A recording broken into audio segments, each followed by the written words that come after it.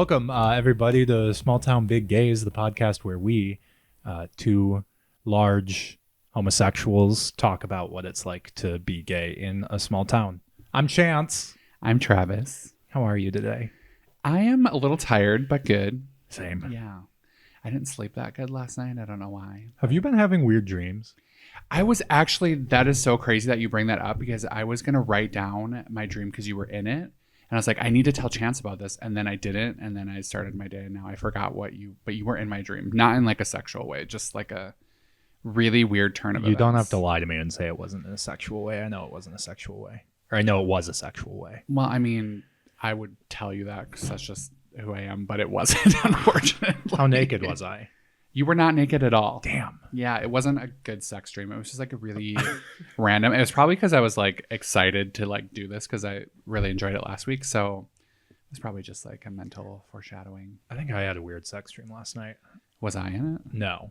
Okay. Well. I don't remember any details, but I do remember it being a sex dream. I think I was sucking dick. Well, maybe it was like a half awake, half reality thing. Yeah, I did wake up with a strange man's penis in my mouth. That's good. Not my husband who was sleeping in the bed next to me. Just a strange man. It's like, oh, coming for Tom again, calling him a strange man, not messy this time.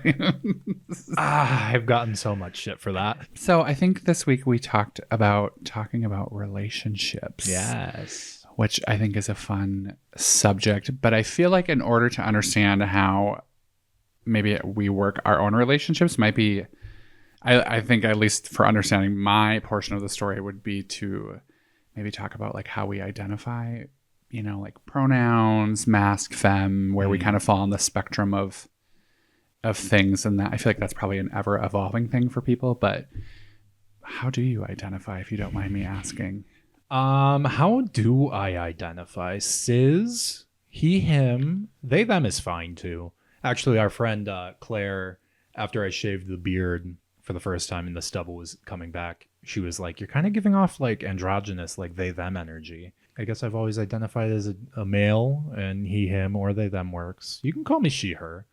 You can call me he, you can call me she, as long as you call me. Okay. Yeah, bi, as we discussed last week. Yeah. How do you identify? Yeah, that's like forever changing for me. I mean, I have gone through many phases in like my coming out of how I identify. Obviously, most of my life I've identified as male, he, him. There was a very short period when I first started coming out in drag that like, as a bigger person, I think sometimes we tend to be overlooked in the gay community a lot. But as a bigger drag queen, we are celebrated a lot in the gay community. So why do you think that is? I don't know. That is kind of interesting to think about, but I think that's just like maybe in society as well in general that like, I think because there's been so many females like gunning for body positivity, that it's like just a little bit more accepted in feminine energy than in masculine energy, I guess. Maybe. I don't know if that's completely true. I could just be really off on that. But I feel like there's obviously like more plus size women clothing stores that are just dedicated to that, where there is not for men, you know. I feel like there's not like many fashionable clothing options for plus size men. I mean, the women's is still horrible as well, but there's, I feel like, a little bit more option. Yeah. Yeah. So I think like when I first started coming out in drag, I got attention that I never had gotten as a boy ever. And so it was really validating and made me feel like really special. And so there was like a very brief period of time, like probably like 6 to 9 months, where I believed I was trans and like lived in a very feminine state of being. You saw the TV glow, as they are saying. Yeah. Grew my hair out. And it was like a very interesting experience because I think I just like had always repressed the feminine side to myself because I didn't want to be outed as a queer person. And so now like I was like gonna just really show it out and do it in every way. And like I said, getting that positive feedback that I had never received, like, oh, you're so beautiful, and you're, you know, like things like that, I think really catered into that. And then like at that time when I was doing drag, in this area at least, it was very like, you're either trans or you're a drag queen. Like there was no in between. There was no fluidity. You're either identify as one or the other. And honestly, like identifying as trans, like there was still that gray area of like, should you be doing drag? And it was very much like around the time RuPaul's Drag Race was starting, and they were very against having trans. Yeah. So I think that really like fed into the rhetoric of that. And so, yeah, I think like through self-discovery, I just realized like that I am just me, and however I choose to identify is how I am. I don't think I'm non-binary because I feel either very much one way or the other. So like when I'm mask presenting, I feel mask, and when I'm female presenting, I feel female. And so I don't know if I have like the fluidity that non-binary has, maybe, Yeah. but maybe I just don't know enough. And there are some queens, local queens, who pretty much are, I mean, and not maybe not non-binary, but they are just completely them.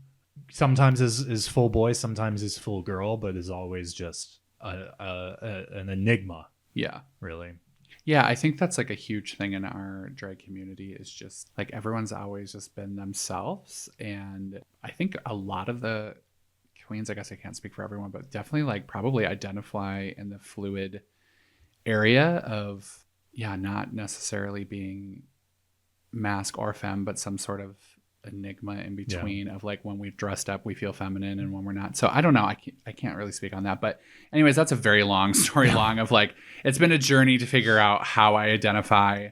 And I still don't completely know, but I do know that sometimes I feel masculine and I love it. And sometimes I do feel feminine and I love it, but it's more masked than femme. When I was in college, there was this band called Power Bottom. Did you ever listen to them? They were a queer punk duo, and they were both like non-binary, fluid, wore fucking glitter and dresses, and it was completely fabulous. And then this awesome music. That was the first time that I had ever experienced something like getting more in touch with my feminine side. Like, it was really important for my journey as a queer person. And then they disappeared off the face of the planet for specific reasons. One of them got accused of some pretty bad shit and got dropped by their label, their management. They both disappeared. But like, they were like super important to my journey because I had always identified as like very mask. And then they started coming around, and I started to think more about like, well, maybe I could like gender bend. I like the term gender fuck more than gender bend. But I started to think about that kind of stuff. I guess some aspects I still do, but mostly mask, I'd say. Same. A couple weeks ago, some of my friends said, you've been a lot more femme recently.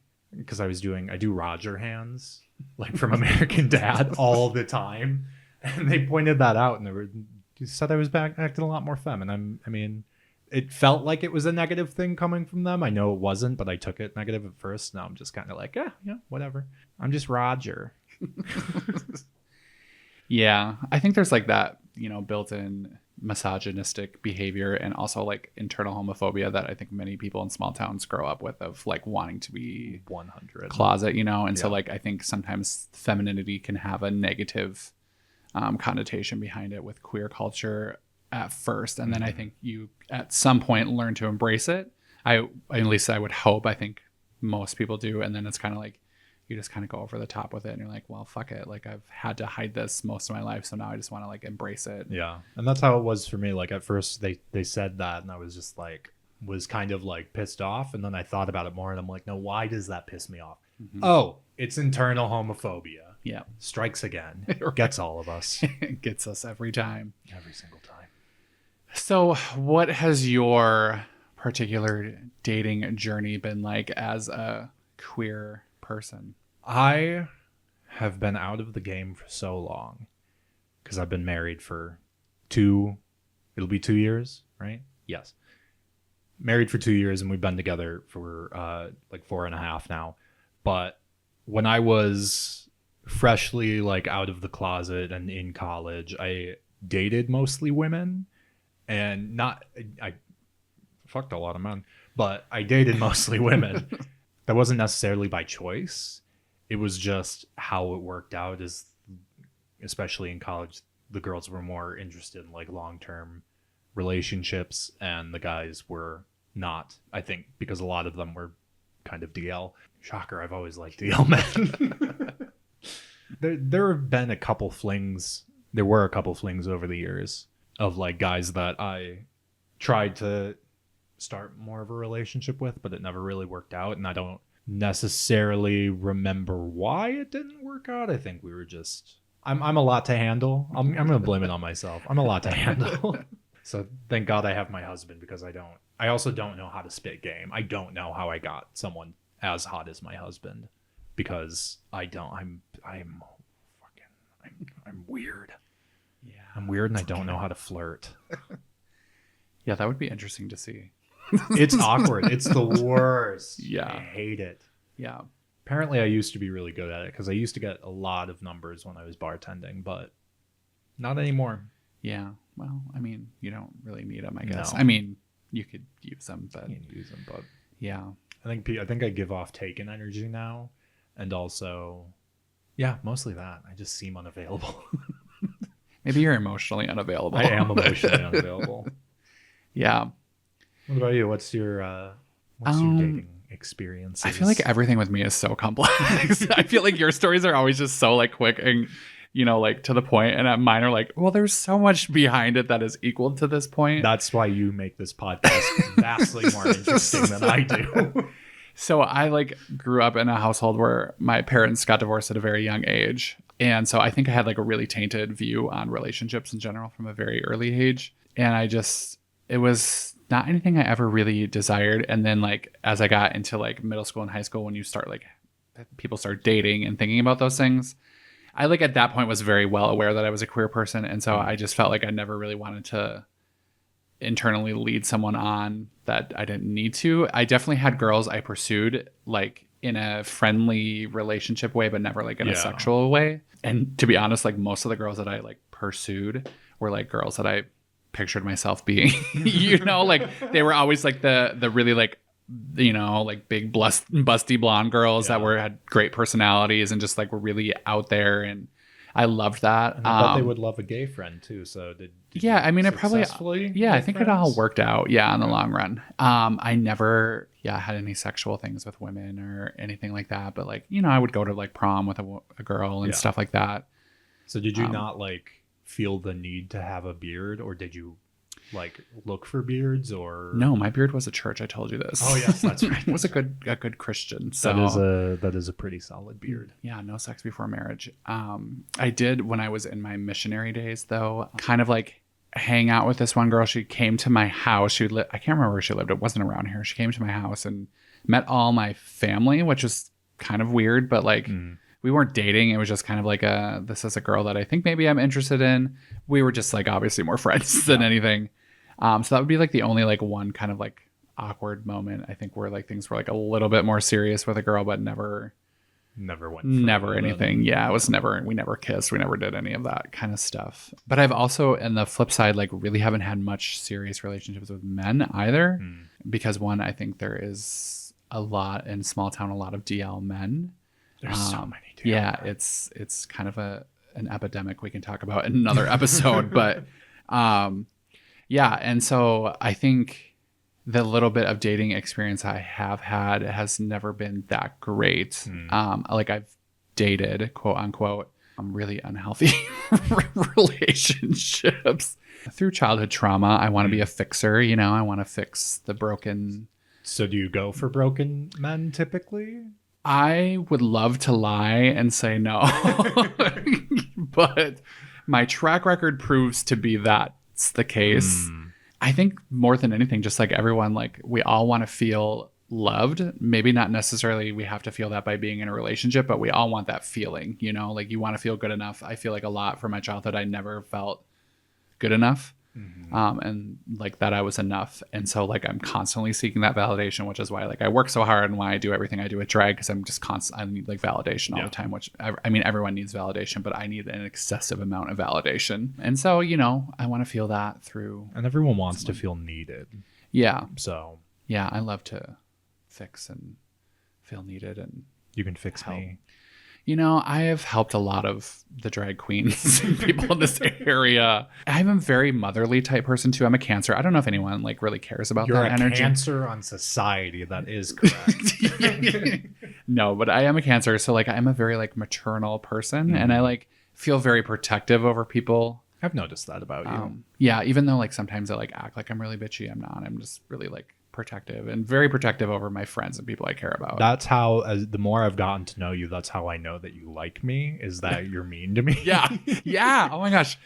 Which matches my personality, because I'm the exact same way. If like the Yeah. more I like you, the worse I am towards you. Yep. And then I get super surprised when people like this one time. I'm gonna save some details so I don't look like an absolute piece of shit. But this one time I was like bullying, like straight up bullying my friend. Mhm. And I didn't like, it was all, to me it was like all in good fun, and I didn't realize that I was like actually hurting her feelings until she started crying. Oh God. I'm like, and that's when I started my journey to be a nicer person. That was maybe 2 years ago, and my New Year's resolution ever since has been to be a nicer person, and it keeps not working, but I'm trying. Yeah. You know, childhood trauma rears its Childhood ugly head trauma. again. My stepdad was mean to me, and he thought it was funny, and so I'm mean to people, and I think it's funny. Yeah. I don't know what it is. It's like my thing. Parents aren't going to listen to this. They might. I hope my parents kind of listen to it, but also don't listen to it. I hope mine do not. I was also thinking about that too, like last week when we were recording, and then like we posted it on all of our socials. Yeah. And I still have like a few people from when I was doing my missionary days on my Facebook, and they definitely listened. And I'm like, oh God, they heard me talking about oral sex with a man. Thank you guys for listening. Yeah, Remember to rate and review. You're right. iTunes. And Maybe Spotify. not rate and review, but just listen. No, only rate 5 stars. Yeah. Don't waste your time rating anything but 5 stars. But yeah, so relationships, very messed up. But yeah, I've never been in a serious relationship, but I don't know how much we want to get into it, but I was like, quote unquote, dating this guy. And I don't know like how much stuff I should give away, but whatever. No one's going to know who he is really. But he had a lot of alcohol and drug problems. And I was like the first queer relationship that he was in. And it would be like, we would talk a lot, and then like he would ghost me for a while, and then we would talk a lot, and then he would ghost me for a while. And like, so which just like would make me want him even more, because it was like, you're not giving me the attention I want. Like, I'm going to keep like digging for it. Which never do. Yeah, never works But out good it's for hard. you. It's easier said than done. Easier said than done, yeah. And I was like at a point in my life where like I just wanted to like know what it was to be in a queer relationship, I think. So I was like just willing to settle for whatever shit he was throwing my way. I think I felt like that at some points. Yeah. Where like I got a modicum of attention from a guy, especially like back in the day, because my now husband was like my first boyfriend, actually. Not my first attempt at a boyfriend, but my first like boyfriend. Interesting. So anyway, sorry to interrupt. Oh, you're fine. The story only gets more tragic at this point, honestly. Wait. I'm like realizing doing a podcast, you really have to be vulnerable and just tell your whole shit, which I'm like the person that's not really afraid to tell people stuff, but it's kind of weird when you're letting strangers know your life. Yeah. But anyways, this man ended up in jail Good. for a good amount of time. And I am a ride or die and said, it's okay. I'll be here waiting for you when you get out. And What was he in jail for? it was like 9 to 10 months. Like it was a good amount of time. Yeah. It wasn't like a short stint. Good And for wasn't his first stint in jail either. But you decided you were going to stay with him. I am, stand by your man. You really are a Tammy, fixer. why not? Yeah. Just yep. So I stayed through that and thought it would be a great idea when he got out that, he needed a place to live. So I have a home that I live in by myself. So sure, you can move in right away. So went and picked him up from his parents' home. And I honestly thought that this is so tragic. Oh my God. But I thought he would just like bring a few things with him and we'd see how it would work out and then like eventually move his stuff in. No, he packed up my entire vehicle and moved everything he owned in with me. At this point, we had only spent like weekends together. We had not spent like a long amount of time together. And then also we had not seen each other for 10 months. Jail for 10 months.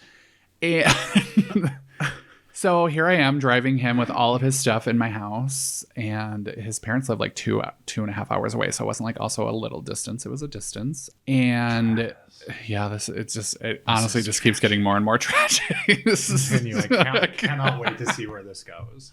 So we get him here and we do all the stuff that you need to when you're adjusting someone in the home, and we like go grocery shopping, and he was not able to drive, which alludes to why he had spent time in jail. So we had to go get him a bus pass and so he could start applying for jobs because he obviously didn't have a job. And it was like a day or two had went by, and I am busy at work, so I had to like get back to work. I can't just like take a bunch of time off and help him get his life together. Yeah. So I went and I had a full day at work because I had taken time off already to move him here. And I came home and it was like 9:00 at night. And I'm like, well, he's using the bus that stops around that time, you know, like last route. And he didn't come, and it was like 10 and he still wasn't home. And so like I call my friend. I'm like, well, he's not here. So let's just like go. I need to get out of the house and like get it off my mind, or I'm like just going to obsess over where he is. So we go down to the local gay bar in town, and they were playing bingo that night, and we were sitting there, and then like I see this person kind of like basically passed out at the bar, and sure enough, there he was. Found him. And the bartender comes over to us. He's like, yeah, this guy's been here like all day and he's wasted and I can't get him out of here. And I was like, oh, don't worry, I'll take care of it. So I get him home and he literally passes out on the living room floor. And his phone was dead. So I'm like being the nice person. I'm like, I'm going to go plug it in. And then I'm like, you know what? This person is on their phone a lot and never texting me. So what's going on? So then I'm going to be that person and go through his phone and find that they were messaging lots of people, lots of inappropriate things. So now at this point, I go from like 0 to 100 in the rage. And he was on probation, obviously, from leaving prison 2 days earlier. So I call the police and tell them that I have this man in my living room who I do not want there and is not supposed to be drinking. But the police can't do anything for you if they're in your house because you invited them in. So I'm like, how am I going to... This is how crazy I am. Please tell me you just like dragged him outside. I thought about it. I was like, I just need to drag him out into the yard and just leave him there and call the cops. And like, there's a weird guy passed out on my lawn. But I didn't. I actually ended up calling 2 of my good friends to come over. And like, I was like, y'all need to like get me out of this spiral. How do I do this? Do I like wait in the morning and like try to talk to him and like work it out? And I'm just like, and they're like, yeah, that's probably maybe a good idea. Like just rest on this. And I'm like, no, I'm like raging at this point. So then I like call my mom and I'm like, you need to come with me. We're packing all his stuff up and I'm just going to drop him back off at home. And this is like 3 a.m. now, mind you. So I did. I packed everything back up into my truck, had him back to his parents at like 7:30 in the morning, and he was passed out the whole time. Like I had to literally pick him up and put him in. You had no... Nope. I just like literally pushed him out of my car in his parents' driveway and then just started throwing all of his stuff in the driveway. And then, yeah, came home. And then that was the end of it. His aunt and his mom both called me begging me not to like tell the police and his probation anything, and I was like, forget that. So yeah, that's a really long, wild story of my like first kind of experience dating someone. You have so much more life experience than me. I'm old and very tragic. That's why. Apparently, because in your timeline so far, episode 1 and episode 2, we have I've lived a lot of life. You've lived a lot of life. Yeah. Oh, God. And like I of course like deleted him off of everything. But like in the last few years, I did add him back out of like curiosity, not of like any interest, which is totally toxic as well. Like I should have just left it be. But he like never messages. We don't talk or anything. And like honestly, he never posts anything. And he did recently, this is really sad and I shouldn't make light of this, but it's kind of funny, had a post that said, I'm really having a hard time. Can anyone loan me $100? And I really wanted to like be petty and be like, oh, you could have had a really great life, but you chose not to. But I didn't. And then I didn't give him any money and we're just moving on. So yeah, that was my first really tragic dating experience in queer culture. So you had one guy that you had your first experiences with died. Yeah. And then Oh my God, I forgot. Yeah. That's your timeline. First relationship, you end up just throwing him out of your car in his parents' driveway. It needed to happen, you know. It did. I'm proud of you for taking that step. I think it should have happened a lot earlier. Oh, for sure. But, yeah, I should have never even entertained the idea. But you know what? We live and learn. Yeah, welcome to queer culture where we just deal with a lot of wild shit. But I do remember driving home after I threw him out of my car, and I was, of course, obviously sobbing, but he was a big music buff. And so we'd listen to a lot of music together. And this is even more just like hilarious and tragic, but I don't want to say our song because that's really gross, but like a song we enjoyed listening to together was Skinny Love by Birdie. Have you ever heard that? No. You should listen to it. It's a good song, but it's really funny. So I just like played that on repeat the whole way home and just cried. And then like I was like, well, I have to go to work. So I was like crying for like 2.5 hours. I literally came home and had like 20 minutes to change and then had to work and like just went about my day after that. So a good cry to Skinny Love by Birdie. I could talk about my next tragic relationship, but I feel like the person will actually listen to this podcast and might be offended, but they kind of deserve it. Well, fuck them. Very toxic, positive person. I believe in toxic positivity. I hate toxic positivity. I 100% believe in that. It's gross. the worst. Not everything is great.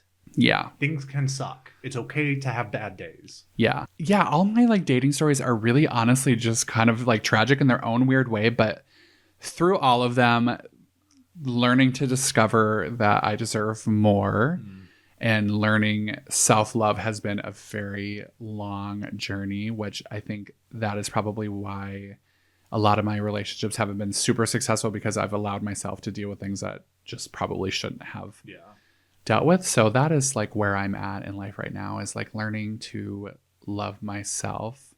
And not put up with so much just because you want some like level of affection from another person. Yeah. And I think unfortunately a lot in queer culture, especially small town queer culture, is because there isn't a huge pool to dive into, we tend to just kind of settle for whatever. As soon as, I mean, there's the joke about, oh, these two lesbians started dating, they're going to be married next week. Yeah. And I don't want to say that's true for a lot of people in the queer community, but it often is, but they tend to move fast. Yeah.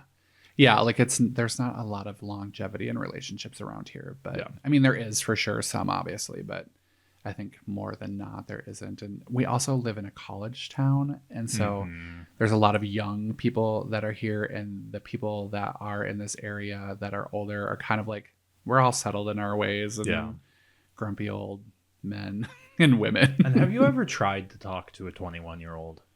Yes. It's the worst. Yeah. They're so dumb. Yeah, I don't have a lot to talk to them about.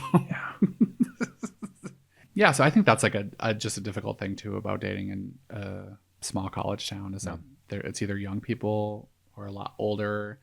And I think that's kind of the exciting thing about Eau Claire, the town we're in, is that I feel like there is a little bit of a resurgence coming right now of like people in their like 30s that like grew up here, moved away, and are like kind of coming back here and want to see cool things happening. Yeah. I think there's an up and up to make things better, and dating pool is getting a little deeper, maybe. I think so. God, my story really is wild, isn't it? I need you to be more exciting. I'm sorry. God. Let me try to think of some exciting. Well, tell us how you and are we allowed to say Tom's name? Can we say his name? We can say Tom's name. How did you guys meet? And how did you go about becoming married? Grindr. Okay. It was okay. So I don't have as many tragic stories as you do.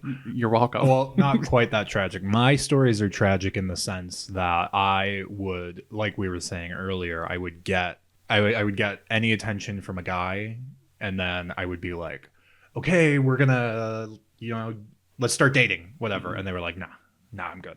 Whether that's because they just weren't interested in dating in general, or they weren't interested in me, whatever. How could you not be interested in me? I'm fucking great. But clearly not that entertaining. Clearly not that that's not that entertaining, because I don't have that much to contribute to this episode. But that's okay. Yeah, it was like that. And so how I met my husband, this was like late 2019, I think, and I at this point was not like looking for anything, whatever. I was just kind of having fun. I was living alone. I was living my best life, except not really. I was sad at this point in my life. But so this really hot guy hits me up on Grindr. It started out as just like a hookup, and he, after all was said and done, he asked me if I wanted to go on a date. And so we went to Lake Hallie Sportsman's Club, of all places, because he was living near there at the time. and had a great date. And that date led to several more. And then again, this was late 2019. So, or very early. It was like January 2020 maybe. But we started dating in February. And then what happened in March of 2020, we all know, is lockdown. And he was living with his parents at the time. So he moved in with me, right? Like at the beginning of lockdown, started quarantining with me anyway. And it kind of evolved into, you just live here now. We've been together ever since. Nice. Love story for the ages. But yeah, so Grindr, which is a cesspool. All of the apps are cesspools. Actually, speaking of Grindr being a cesspool, I was trying to rack my brain earlier, like yesterday when I was thinking about what we're going to talk about today.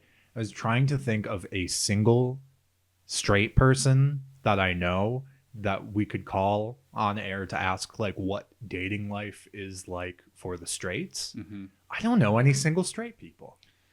I don't think I know any straight people. I know a lot of straight people, and I'll just tell you that I don't really care.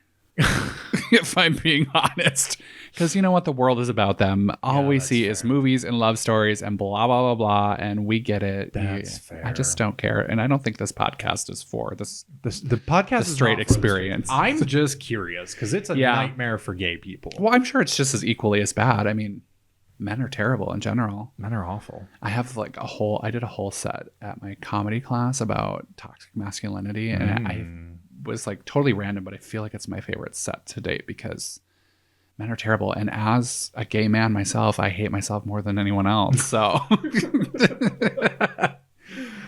so I also relate and hate men at the same time. So it's like, we got the worst of worst worlds. Do you want to give us a little sample of your set on toxic masculinity right now? Well, okay. I have a whole thing about like straight men, and we could get into like, I think it's really fun to demasculate straight men. And like when I was a student at the beauty school and I'd come around the corner and like the last thing they want is a lot of times a male cutting their hair. They come in and they want like a cute girl to cut their hair. And then here comes this big giant gay man to cut their hair. And I could like just tell by the look on their face right away that they were uninterested in that situation. So I'd always be like, all right, sweetie, I'm ready for you. And it's just like this most passive aggressive way to just like demasculize men. So I just thought that was funny. And then like to say really stupid shit to them, like, you look like you're really ticklish. Or like, you give preemie vibes. You know, it's just stupid. Preemie vibes? Nothing against premature babies. It's a thing, but it's just funny because men like get worked up over the dumbest shit. They really do. Yeah, like, or like, you look like you have flat feet. Men get upset because you can't be in the army with flat feet. This is a thing. But a part of the bit that I go into that has to do with queer people is talking about the toxic masculinity within queer culture, which is totally a thing. And it's just like so funny because you always hear about like mask for mask, especially on the apps. Like that's a huge thing. And like, I get it. People have preferences and whatever. I have my preferences. And so I try not to be too judgy, but like also I feel like mask for mask men are just like the ultimate judgy people. Yeah.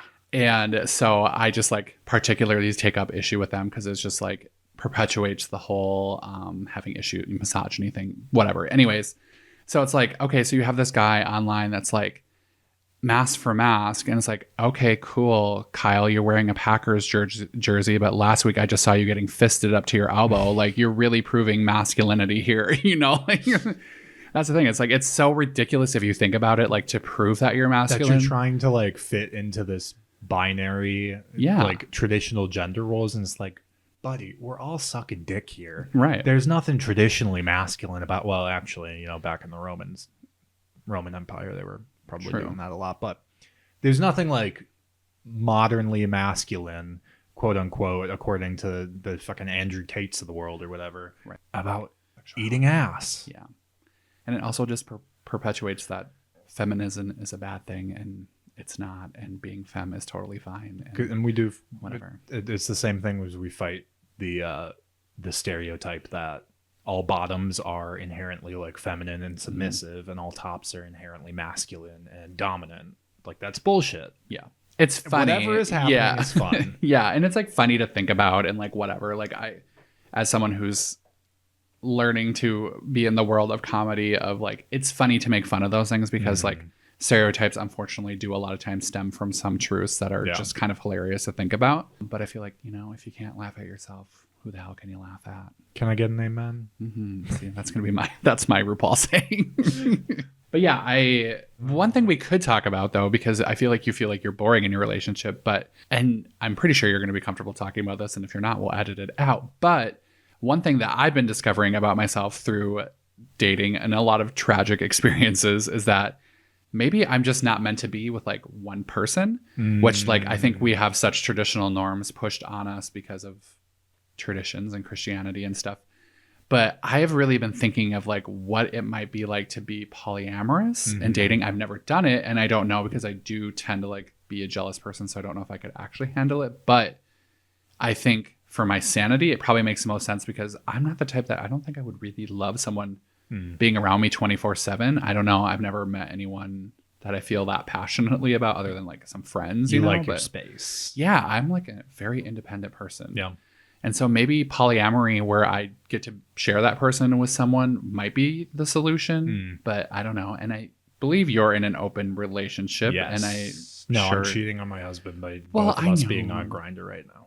I know. Don't want to talk about anything that we don't want to talk about, but if you're comfortable with it, what made that decision and like, how do you feel? And like, how do you deal with like insecurities and jealousies and things like that? Yeah, that was it was actually from like our very first date that we had talked about, because it was after we had like hooked up a couple times. It was honestly right from the very beginning where we were both like, because again, I wasn't looking for a relationship. I don't think he was looking for a relationship either, and we were both from the very beginning just like, I don't know if monogamy is the thing for us. And we both kind of said that at the same time. And then we proceeded to be monogamous for like 2 years, mostly because of the pandemic, obviously, because that started shortly after our relationship started. Yeah, we went into it from the beginning kind of not necessarily being down for monogamy, which is a pretty common thing in the queer community, to the point where now the young gays are kind of rebelling against that. I don't know if you've seen that on the social medias. Is like Gen Alpha, Gen Z, or there's a little bit of a pushback, or everyone's trying to be poly or open, blah, blah, blah, blah, monogamy. And it's like, yes, open relationship is not for everyone. Monogamy is also not for everyone. It is, I don't think one is more natural than the other. I think both are very natural things. Yeah, we were monogamous for a while because of the pandemic and stuff.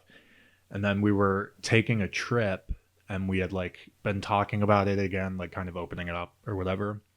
And so we were taking this road trip, and we decided we were going to both download Grindr, just have some fun, see what's going on.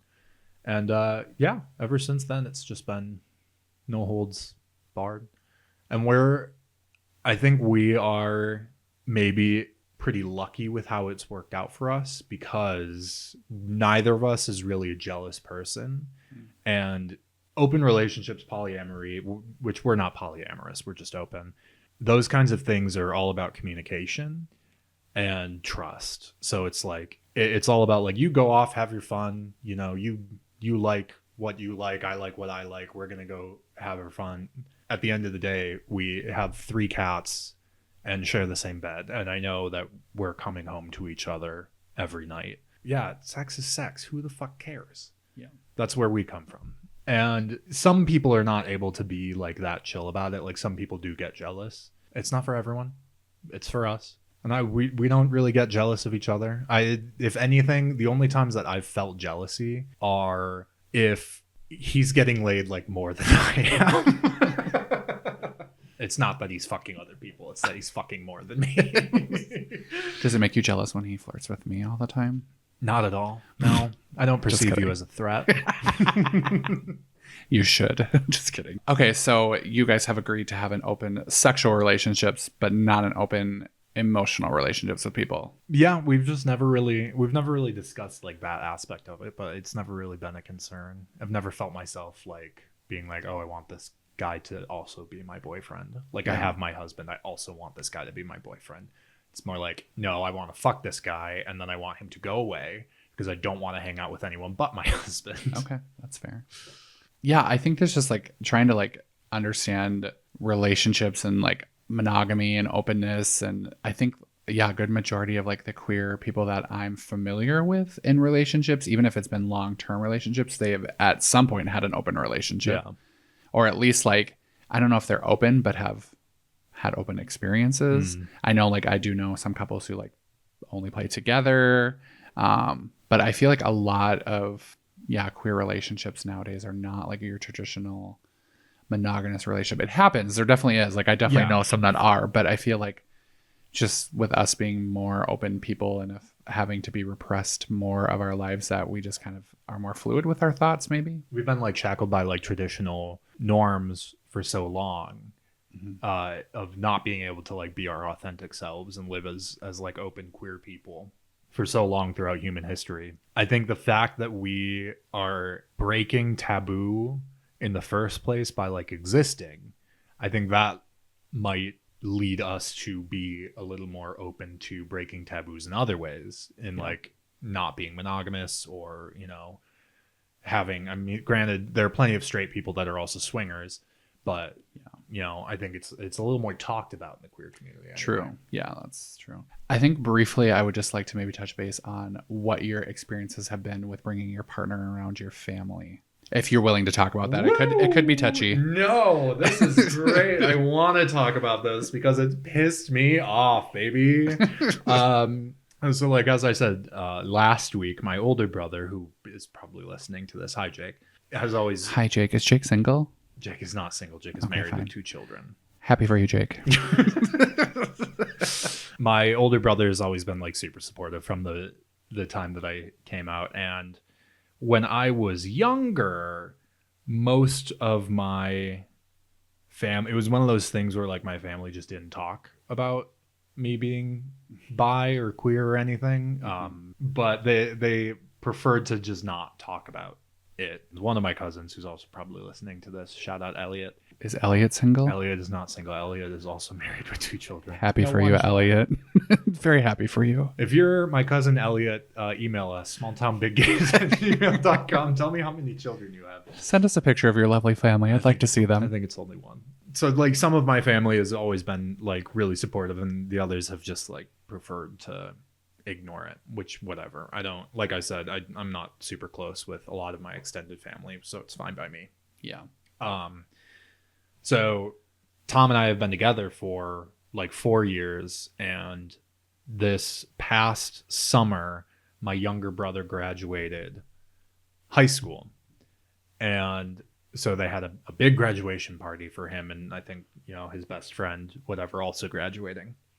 And my family, specifically my mother, has always wanted like me to like bring Tom around to the extended family, because in 4 years we've been together, like he's met my mom, my stepdad, some of my aunts and uncles, but not like the big extended family, which my mom is one of 6 sisters or 7 sisters. So they've always been like a super close, big extended family. We've always done like Christmas together when we were kids. There were 30-something grandchildren. So having all of us together at one time was a big deal when we were younger. So my brother's graduation party this last year, Tom and I were in Milwaukee visiting some friends, and it was on a Sunday. So we were just like, yeah, we'll stop by on our way home.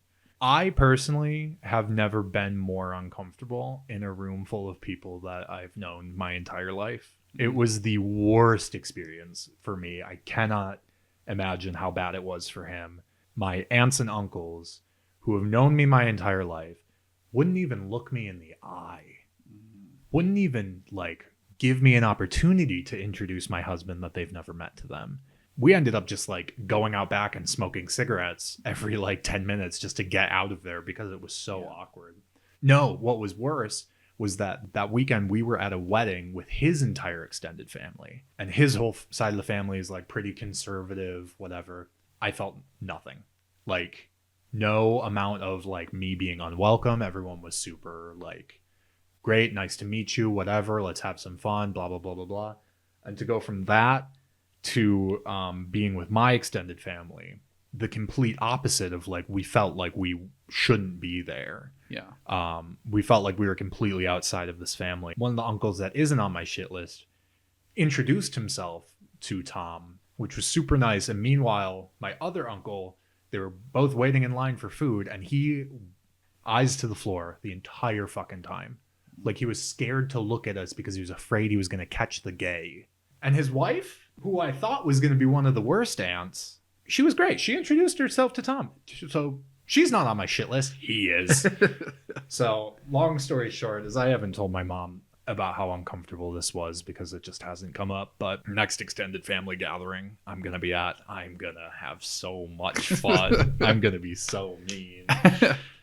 My dad still hasn't met my husband. Okay. He lives all the way in Milwaukee, and it's pretty rare that we both get the time off to go there. But yeah, it's been a mixed bag, to say the least, of introducing him to my family, which is fine. I don't fucking need people who aren't going to like love and accept me for who I am and who my husband is. We don't need those people in our lives. Right. It's the joy of being queer is you're a little less bound to like blood bonds versus the ones you choose. Right. Well, I think in just society in general is changing a lot more to understanding that we don't need, just because their blood doesn't mean we need to tolerate their shit just to tolerate it. And I think that's like a very common thing with a lot of queer people in dating culture, of like, our families a lot of times hopefully tend to learn to accept us. Mm-hmm. But then like when they have to have like the realization where it's in front of their face that like we are in a queer relationship. Gay. Yeah. It's like a lot to take on. And it's a very much like, I feel like a lot of times in queer culture, it's like that stigma of don't ask, don't tell. Like, we just don't talk about it. We don't acknowledge it. And then it's all okay. But the minute it's like kind of where we have to deal with it and talk about it, then it's like, oh God, sound the alarms, panic mode.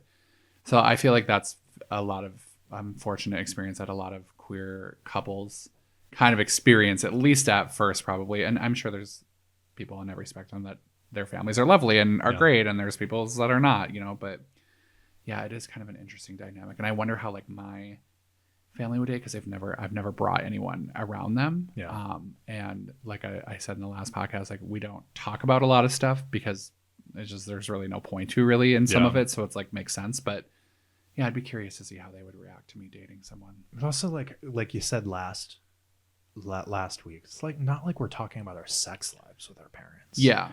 The funny thing is, straight people talk about their sex lives with their parents all the time. Oh, we're trying for a baby. Yeah. So you're gushing inside. That's what that means. True. Yeah. Mm-hmm. No, that's yeah.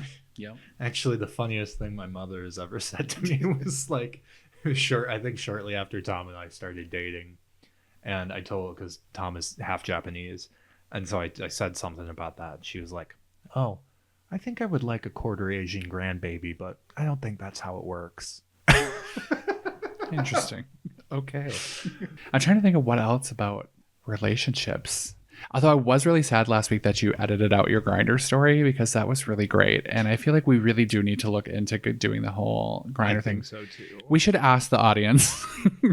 I think we need more engagement in the podcast and on our stuff. So this is a good thing that we could do, is we would like to know what y'all want to hear from us too. Because we will get into interviewing people and stuff too, but I think we need to like establish our footing a little bit more first before we do that. Because clearly with my tragic ass stories, we have months of things to talk about. We're just getting to the tip of the iceberg of my wild stories. What do you guys want to hear from us? And we've talked about having little segments. One being like just kind of like about our experiences on the apps and conversations. Obviously, we wouldn't be outing people and things like that, because we could probably get in some legal trouble too, honestly. Sure. And we don't want that. But just like talking about those experiences and telling some of the the tales of them, because mine's wild every day. I have lots of great Grindr stories and experiences. So do you want to hear Grindr stories? Do you want to hear more serious topics? We talked about like touching on mental health stuff, which I feel like we kind of do anyways in most of our ranting. Do you want more of that kind of stuff? We're not going to be like being mean to people. That's not a thing. I'll do that in my real life versus on the podcast. So we don't want that recorded for longevity. That's true. So, yeah, tell us what you want from us. Yeah, you can email us at smalltownbiggays@gmail.com. Find us on social media at STBG pod on Instagram and TikTok. And yeah, tell us what you want us to talk about. Please, I have God. plenty of subjects that every time we do one of these, I'm like, oh, we should talk about that. talk about this. But it's usually just some really tragic, horrible story of my life. That is what this pod is going to be mostly of. Yeah, and I also feel like we have done a good job of breaking some jokes into this, but I do want to make it like light-hearted and fun too. I don't always want it to be like super serious. Not that I feel like we have a good mix of that. I think we talked about this before we had started recording in the first episode 1. Is like, I don't think we're capable, us two as people. I don't think we're capable of being like completely serious. Yeah. Well, I mean, I am a licensed therapist. So I can give actual advice legally to anyone who's looking for it. No, you're not. Yeah, I am. I went to school for it. Licensed therapist? Yeah, I told you, you're only on the tip of the iceberg of my story. Oh here. my God. That's actually all a lie too. I'm a really good liar, and that's the other thing about me. I am not a licensed therapist, but I like to. I know. I like to tell people that at bingo because I think it's really funny, and I try to get people to tell me really tragic things because I have a tragic ass life, so I feel like I want to know everyone else's tragedies. Oh my God. So yeah, I also really like to lie, but like never in like a mean way. I think it's funny to like lie about dumb stuff like that. I feel like an idiot. It's fine. I'm gonna do it to you a lot. That's fine. Yeah. I'm the foil. Trying to think if there's anything to like plug besides the podcast. We have a lot of holiday shows coming up. Things to do in the community. If you're in the Eau Claire area, you can come check out those. Follow Dolls of the Valley on Instagram. Okay, bye. Bye. We need to come up with that.